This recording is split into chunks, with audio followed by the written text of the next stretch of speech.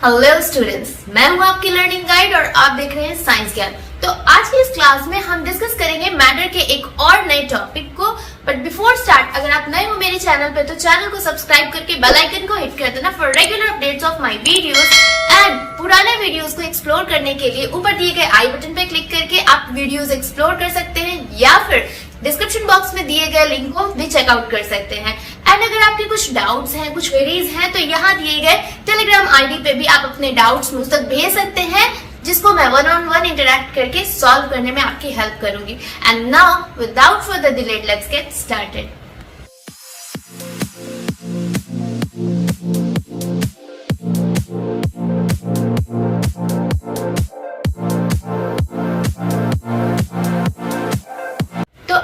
Class में हम सबसे पहले स्टार्ट करेंगे with the brief review of सब atomic particles, proton, neutron and electron. जैसा कि हमने लास्ट क्लास में इनके बारे में पढ़ा भी था। सब एटॉमिक पार्टिकल्स, अगर इनको डिफाइन करें तो हम कह सकते हैं कि द पार्टिकल्स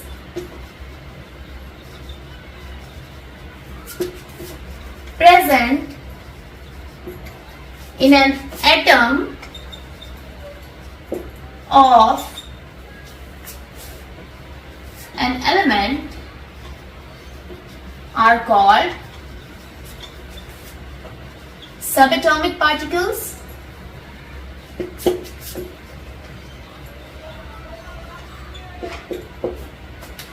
हमने पढ़ा था कि सबएटॉमिक पार्टिकल्स 3 होते हैं। First is proton, second is neutron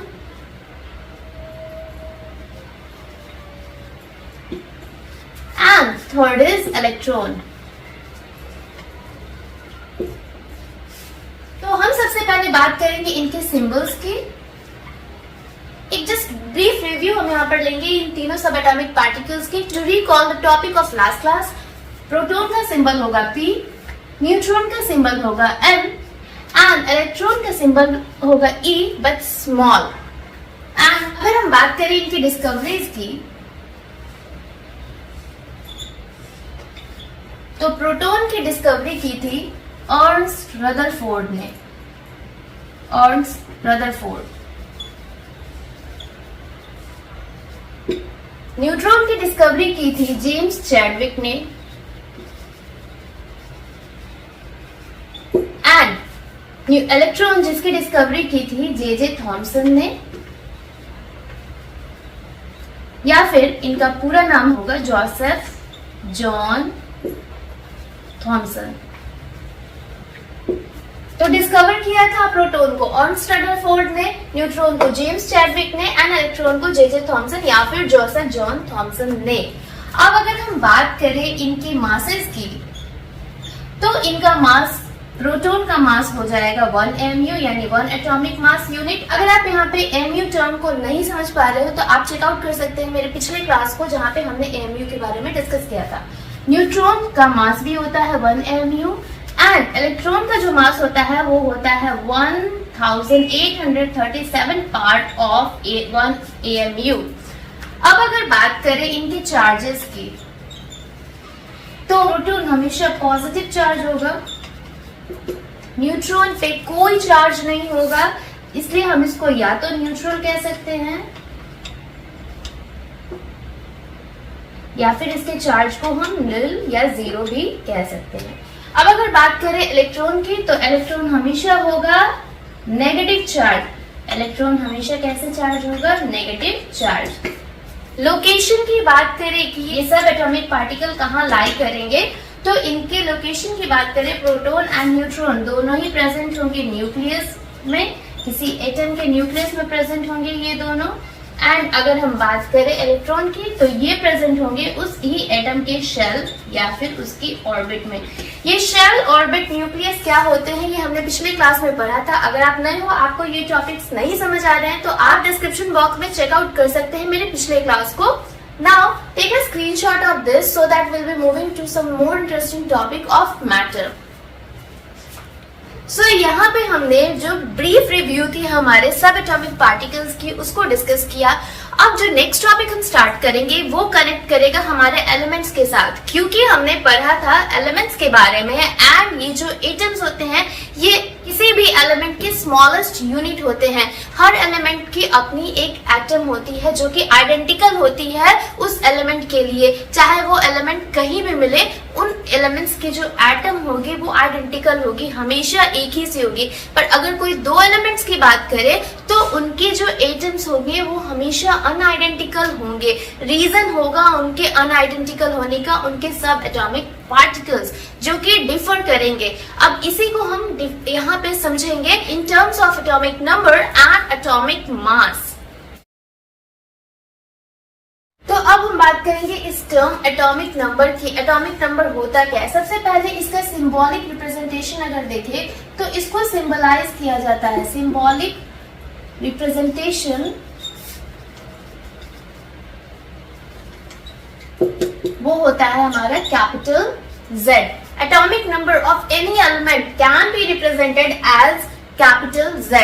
अब ये एटॉमिक नंबर होता क्या है? तो एटॉमिक नंबर सबसे पहले तो हम ये जानेंगे कि कहाँ होता है। क्या ये किसी सब एटॉमिक पार्टिकल में होता है, या किसी एक इंडिविजुअल एटम में होता है, या फिर ये किसी एलिमेंट में होता है। तो ये जो एटॉमिक नंबर है ये हम यूज करते हैं फॉर एनी एलिमेंट। ये हम किसी सब एटॉमिक पार्टिकल के लिए यूज नहीं करते हैं या किसी एक पर्टिकुलर एटम के लिए यूज नहीं करते हैं। एटॉमिक नंबर रिप्रेजेंट करता है किसी एक एलिमेंट को जो कि एक खास नंबर होता है उस एक एलिमेंट का। अब ये नंबर इतना खास क्यों होता है और हर एलिमेंट के लिए एटॉमिक नंबर अलग अलग ही क्यों होंगे? सबके अपने एक स्पेसिफिक एटॉमिक नंबर क्यों होंगे? क्योंकि ये एटॉमिक नंबर रिप्रेजेंट करता है किसी भी एलिमेंट के, ये एटॉमिक नंबर रिप्रेजेंट करता है किसी भी एलिमेंट के न्यूक्लियर चार्ज को, कि उसके न्यूक्लियस में कितने चार्ज होंगे। एंड एज वी नो कि न्यूक्लियस में हमेशा पॉजिटिव चार्ज पाई करते हैं एंड जो न्यूट्रॉन्स होते हैं क्योंकि वो न्यूट्रल होते हैं उनमें कोई भी चार्ज नहीं होते हैं, तो यहाँ हम न्यूट्रॉन्स को कंसीडर नहीं करते हैं। वेयर एज जो हम न्यूक्लियर चार्ज की बात कर रहे हैं इसका मतलब हम बात कर रहे हैं वहां प्रेजेंट प्रोटॉन्स की। तो यस, एटॉमिक नंबर किसी भी एलिमेंट का एटॉमिक नंबर उसके नंबर ऑफ प्रोटॉन्स को दर्शाता है, उसके नंबर ऑफ प्रोटॉन्स को शो करता है। तो हम ये भी कह सकते हैं कि एटॉमिक नंबर किसी भी एलिमेंट का नंबर ऑफ प्रोटॉन्स के बराबर होता है। चलिए अब इसको यहाँ से समझते हैं। हमने ये बोला कि ये एक कोई एटम है। अब ये एटम मानते हैं हम कि ये एटम किसी कार्बन एलिमेंट का है। कार्बन जो कि एक एलिमेंट है, ये किसी कार्बन एलिमेंट का एक कोई एटम है। अब ये एटम का न्यूक्लियर चार्ज ही इस एलिमेंट का क्या हो जाएगा? एटॉमिक नंबर, यानी कि उसके नंबर ऑफ प्रोटॉन्स।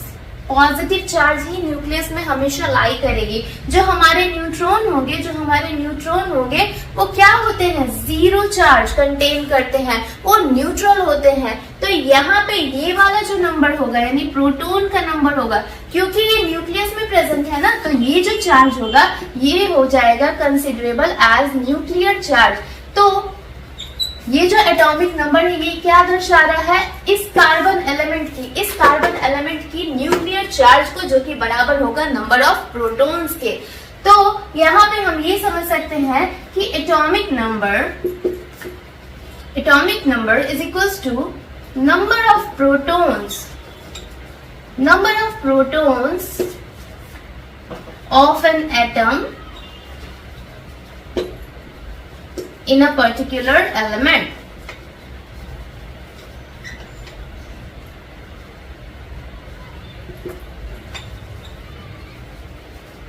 अब यहाँ पे हमने बात की स्पेसिफिकेशन की कि ये जो न्यूक्लियर चार्ज होगा यानी ये एटॉमिक नंबर होगा, हर एलिमेंट का अपना एक स्पेसिफिक नंबर होगा। तो अगर यहाँ पे नंबर ऑफ प्रोटॉन्स की ही बात की जा रही है तो ये स्पेसिफिक कैसे होंगे? यहाँ पे हमको ये चीज समझना होगा कि कोई भी एटम में जो प्रेजेंट प्रोटॉन होते हैं उसके नंबर कभी भी वेरी नहीं करते हैं, उनके नंबर हमेशा सेम होते हैं। एंड यही रिप्रेजेंट करता है एटॉमिक नंबर को। वेयरएज अगर हम बात करें यहाँ इसके चारों तरफ प्रेजेंट जो शेल होते हैं, इन शेल्स में प्रेजेंट होने वाले इलेक्ट्रॉन की बात करें तो इनके नंबर्स वेरिएबल होते हैं। जब कोई एक एटम किसी भी एलिमेंट का कोई एक एटम एक्साइटेड स्टेट में होगा तो ये इलेक्ट्रॉन के नंबर इंक्रीज या फिर डिक्रीज करेंगे, लेकिन प्रोटॉन के नंबर पे कोई भी इम्पैक्ट नहीं डालेंगे वो एक्साइटेड स्टेट ऑफ एटम। अगर न्यूट्रल स्टेट में है कोई एक एटम तब उसका नंबर ऑफ प्रोटॉन बराबर होगा नंबर ऑफ इलेक्ट्रॉन के। तो उस कंडीशन में हम atomic number is equal to number of electrons भी कर सकते हैं, नंबर ऑफ इलेक्ट्रॉन्स भी कर सकते हैं। कब? जब कोई एक एटम न्यूट्रल कंडीशन में होगा, जब कोई एक एटम न्यूट्रल स्टेट में होगा तब उसके नंबर ऑफ इलेक्ट्रॉन्स बराबर होंगे नंबर ऑफ प्रोटॉन्स के, जो कि बराबर होते हैं एटॉमिक नंबर के। लेकिन अगर वो एक्साइटेड स्टेट में है तो हम कभी भी इसको इक्वल नहीं लिखेंगे, क्योंकि उस कंडीशन में या तो ये एटम अपने इलेक्ट्रॉन्स के नंबर को इंक्रीज करेगा या फिर डिक्रीज करेगा, यानी कि ये जो नंबर ऑफ इलेक्ट्रॉन्स है ये क्या है? वेरिएबल हो रहे हैं। जबकि ये जो नंबर ऑफ प्रोटॉन्स है ये क्या हो रहे हैं? ये रह रहे हैं हमेशा सेम, ये कभी भी चेंज नहीं करेंगे या वेरी नहीं करेंगे। तो इसीलिए number of protons of an atom in an element is equals to its atomic number. इस कार्बन एटम में जितने नंबर ऑफ प्रोटॉन्स होंगे वही उसका एटॉमिक नंबर होगा। तो अगर हम बात करें नंबर ऑफ प्रोटॉन की या फिर न्यूक्लियर चार्ज ऑफ कार्बन तो वो होता है 6 एंड इसीलिए कार्बन का जो एटॉमिक नंबर हो जाता है वो भी हो जाता है 6। तो इसके पास अपना एक स्पेसिफिक एटॉमिक नंबर होगा कार्बन के पास, जो कि होगा 6। अब अगर हम दूसरे एलिमेंट को कार्बन से कंपेयर करना चाहें तो उनके एटॉमिक नंबर कार्बन के एटॉमिक नंबर के बराबर कभी भी नहीं होगी, या उनसे ज्यादा या उससे कम हो सकते हैं। तो इसके लिए हम ये कह सकते हैं कि carbon has a specific atomic number of itself.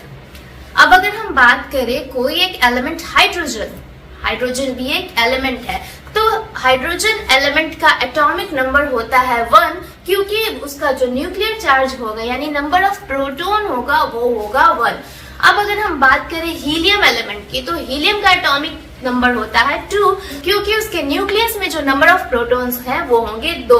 तो यहाँ पे हम कुछ एलिमेंट से समझ सकते हैं कि कैसे उनके एटॉमिक नंबर स्पेसिफिक होते हैं, ये वेरिएबल नहीं होते हैं या आइडेंटिकल नहीं होते हैं किसी दूसरे एलिमेंट के एटॉमिक नंबर के साथ। अब यहाँ पे हम कुछ डेफिनेशन की बात करेंगे। Take a screenshot of this so that we are moving to the definition.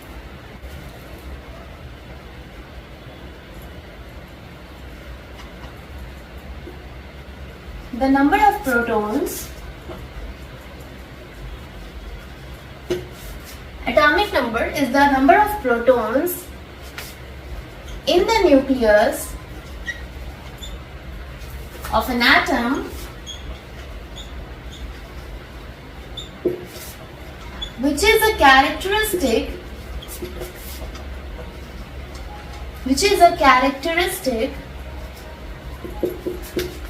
of a chemical element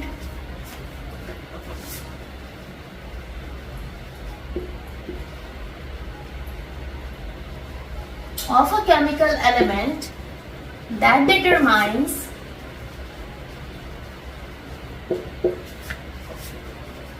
its place in the periodic table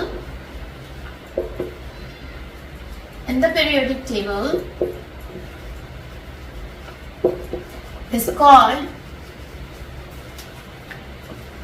atomic number.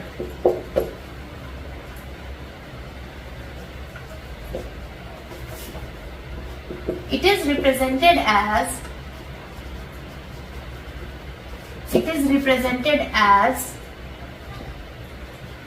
Capital Z। तो यहाँ पे हमने क्या डिफाइन किया कि नंबर ऑफ प्रोटॉन्स किसी भी atom के न्यूक्लियस में जो कि कैरेक्टरिस्टिक होता है किसका, एक केमिकल एलिमेंट का, और डिटरमाइन करता है उसके प्लेस को कहाँ, पीरियोडिक टेबल में, उसी को हम बोलते हैं एटॉमिक नंबर। अभी हम पीरियोडिक टेबल की बात करेंगे। ये एक ऐसा टेबल होता है जो कि एलिमेंट को अरेंज करता है in the increasing order of the atomic number. तो एटॉमिक नंबर एक स्पेसिफिक प्लेस प्रोवाइड करेगा किसी भी केमिकल एलिमेंट को उस पीरियोडिक टेबल में, एंड इसको रिप्रेजेंट करते हैं एज Z। अब यहाँ पे हम ये लिखेंगे कि atomic number is equals to number of protons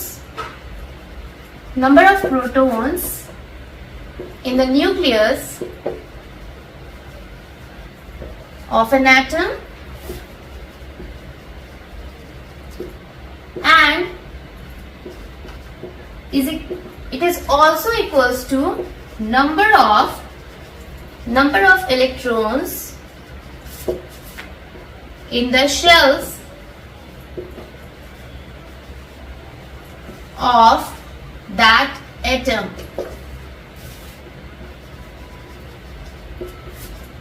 कब? जब वो एटम होगा न्यूट्रल स्टेट में।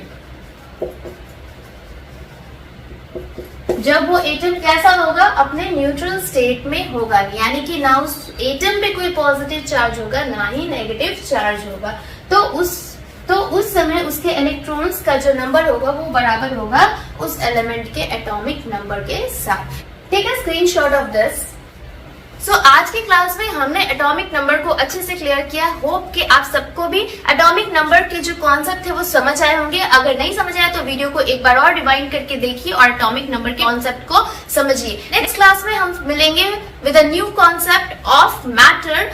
Till then keep revising your syllabus, क्योंकि एग्जाम्स के सीजन आ गए हैं। So get prepared yourself, keep revising your syllabus, start reading your books, clearing your doubts. We'll meet soon in the next class. But before that, अगर आज का session आपको interesting लगा हो, आपके डाउट क्लियर हुए हैं, तो वीडियो को एक लाइक करके शेयर कर देना। एंड अगर आप नए हो तो चैनल को सब्सक्राइब करके बेल आइकन को हिट कर देना for regular updates of my video.